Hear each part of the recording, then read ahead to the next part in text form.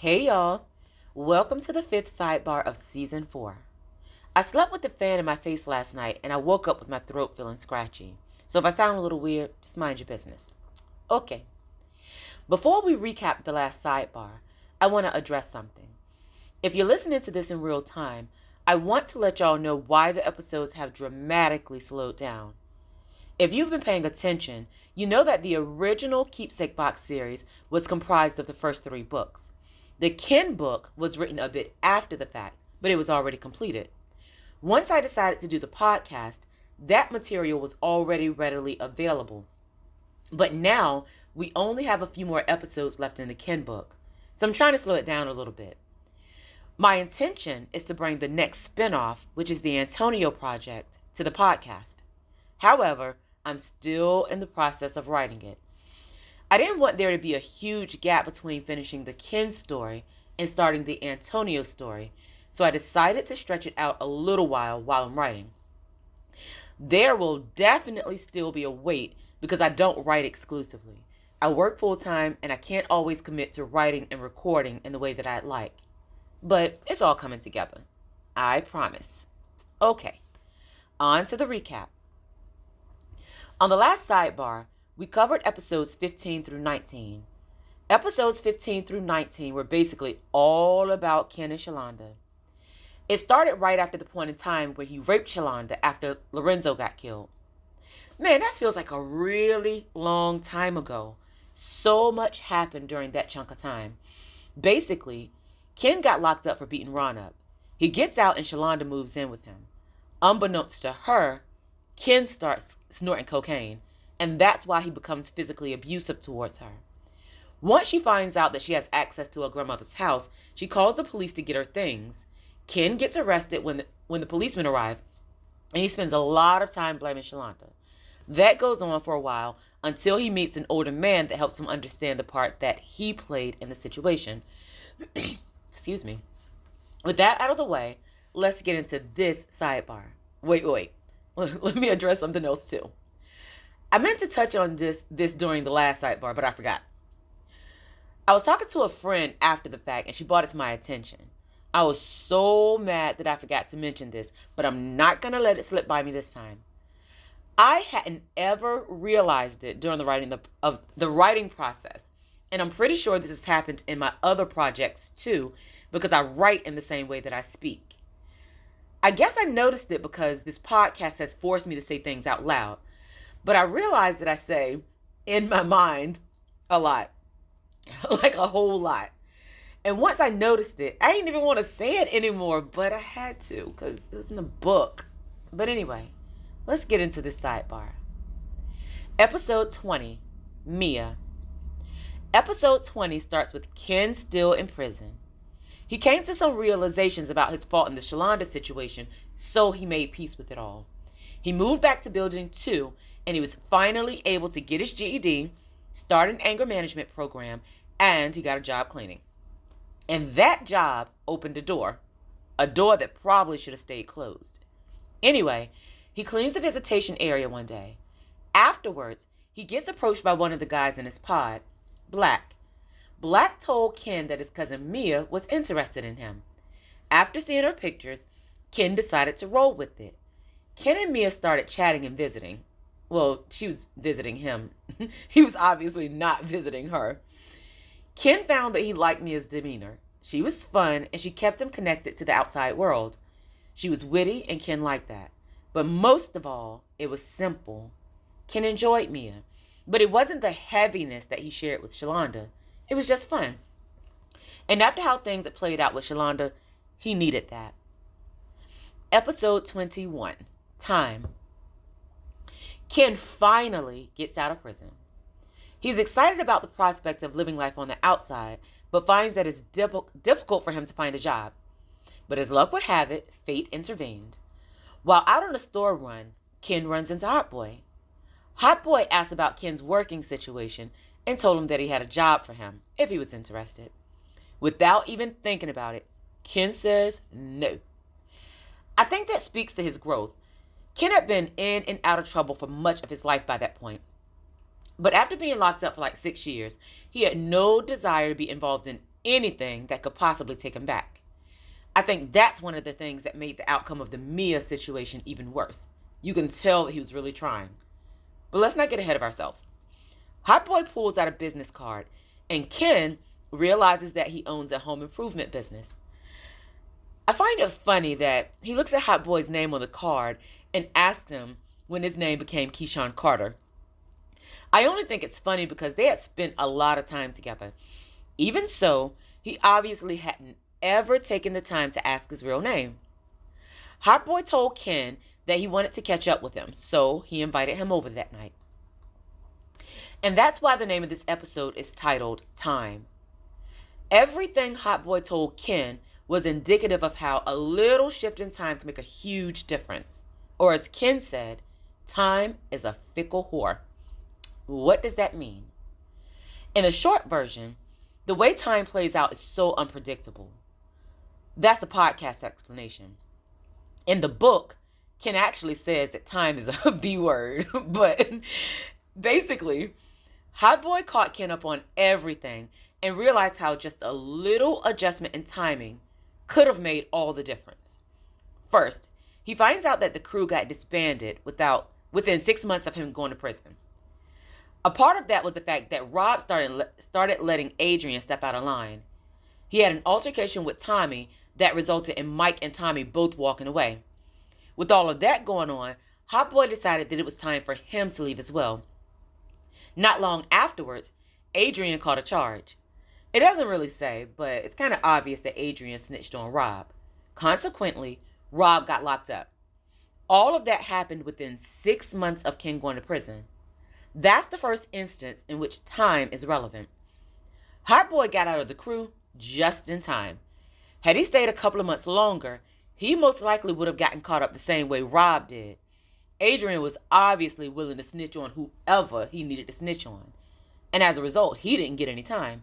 He probably would have told on Hot Boy too.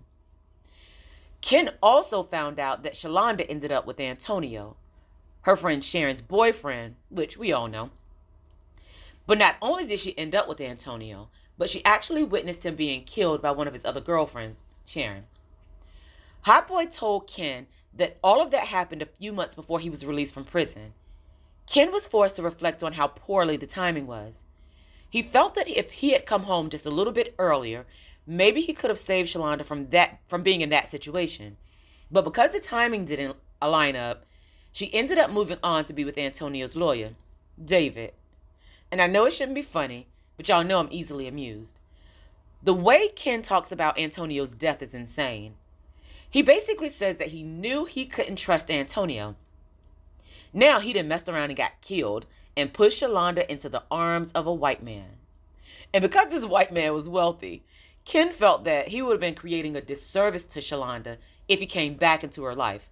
He felt that he would have been asking her to move backwards. Consequently, he had to let her go again. Episode 22, Trying. Everything was going okay. For the first time in his life, Ken's working a legitimate job. His money is stretched thin because he's helping Mom and Pops out, he's looking out for Mia, and trying to save money to move out. Also, for the first time in his adult life, Ken is enjoying living as a single man. He often reflected back to the conversation that he had with Chinney on the day that he died. No, I'm not going to quote it again. But he basically told Ken not to ever lie to a woman about what he wanted from her. Be honest and leave her alone if that's not enough for her. So that's what Ken did. He didn't want to be in a relationship with Mia, and he never told her that he did. They comfortably remained in that place. But all of that came crashing down because Mia got pregnant. Ken never wanted to have a baby by Mia. She was just someone that he was dealing with. If Ken had kids, he wanted to be married to their mom and have something stable. But she was pregnant, so what could he do?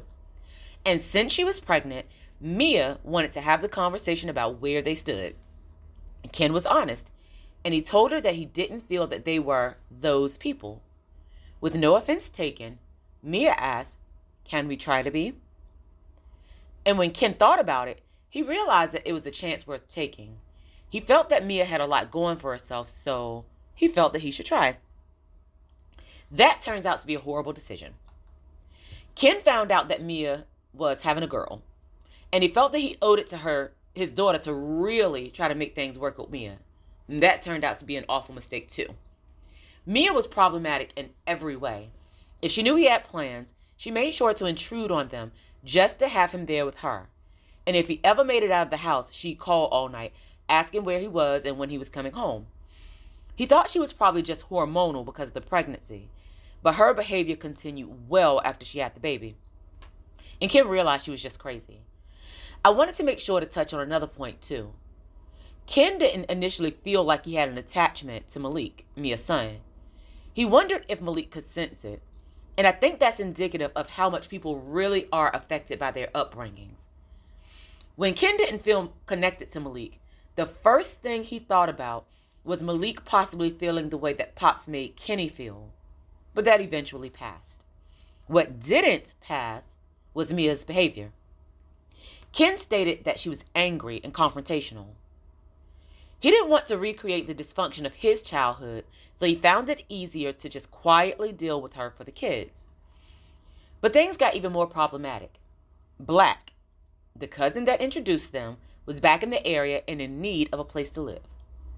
Mia suggested that he live with them, and Ken didn't protest. After all, they had gotten cool while he was in prison.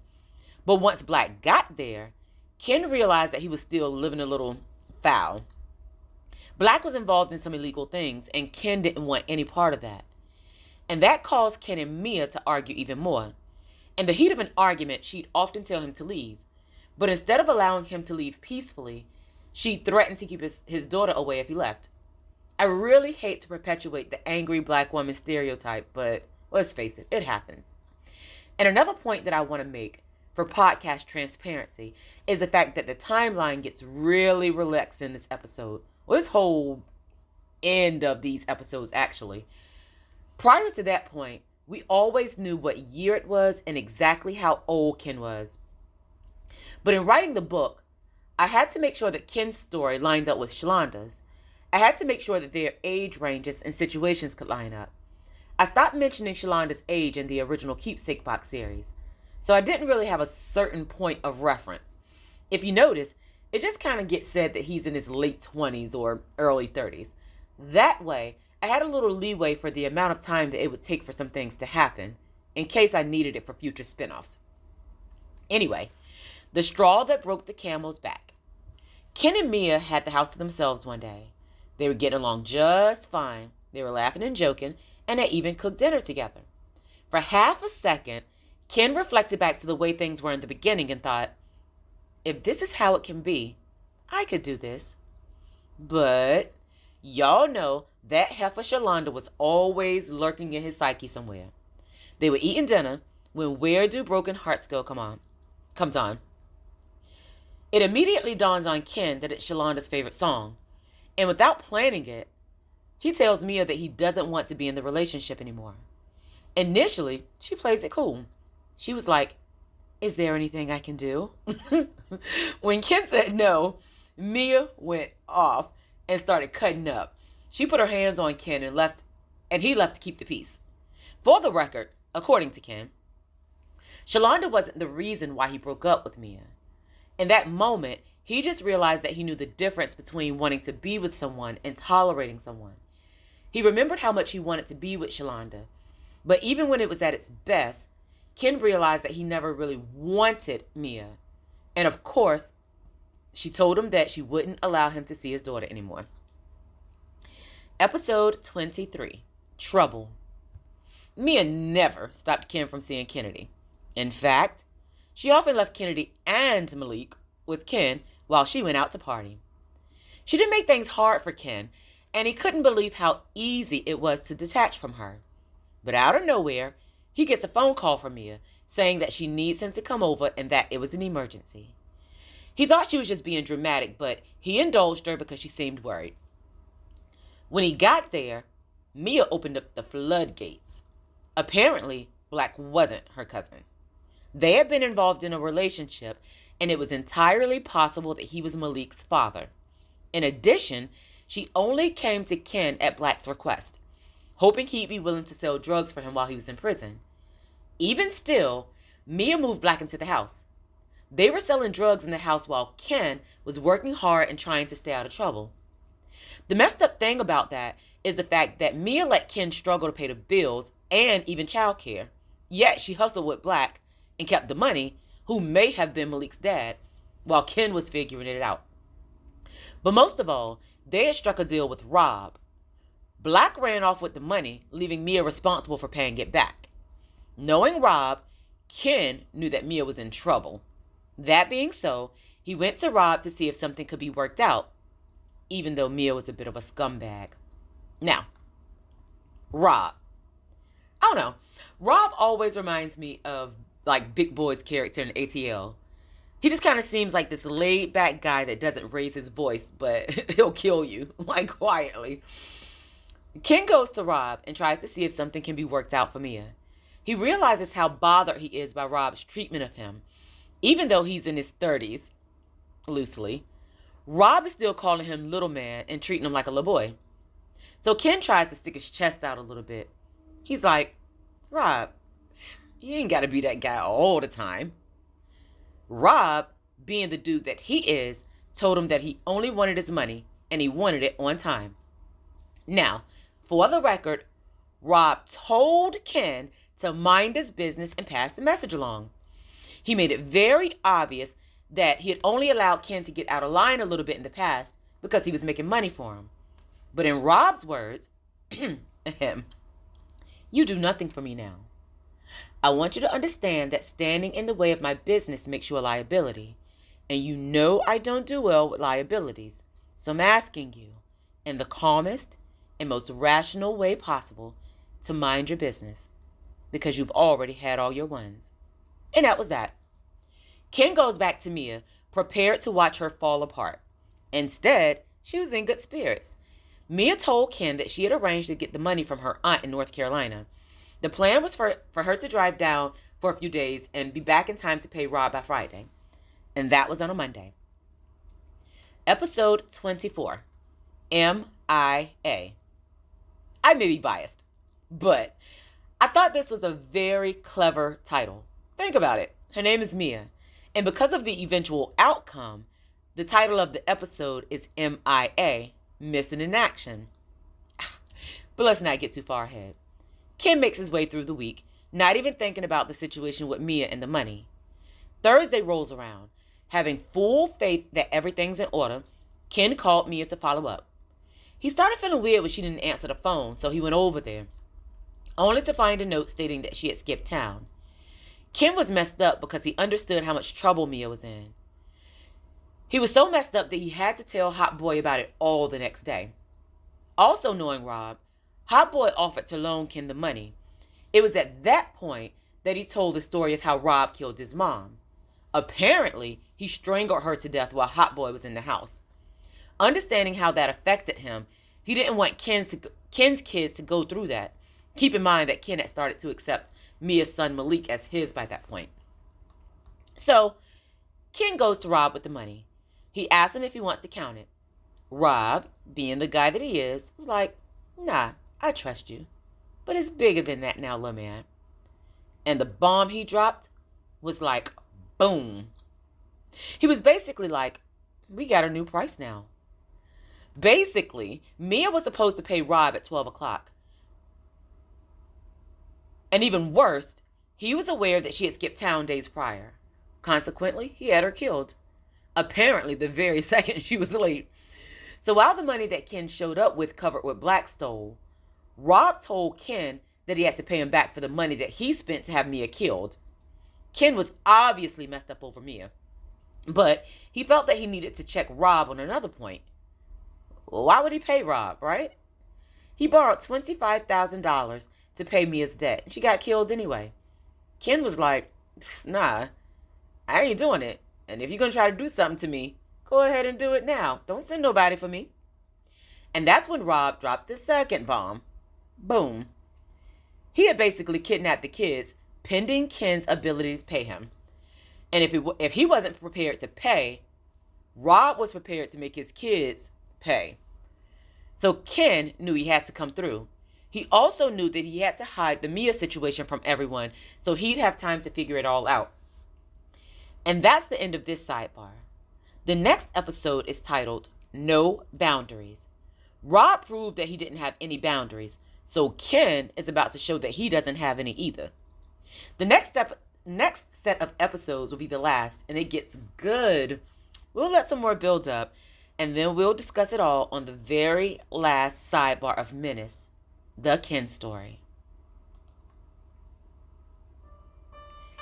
Thank you so much for listening.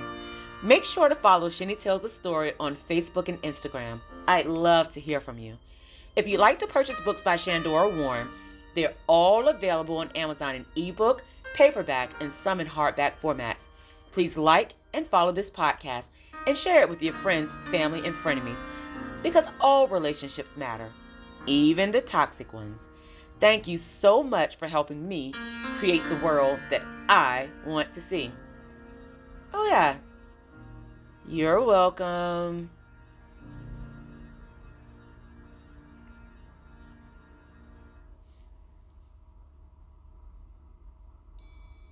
Shine, little girl.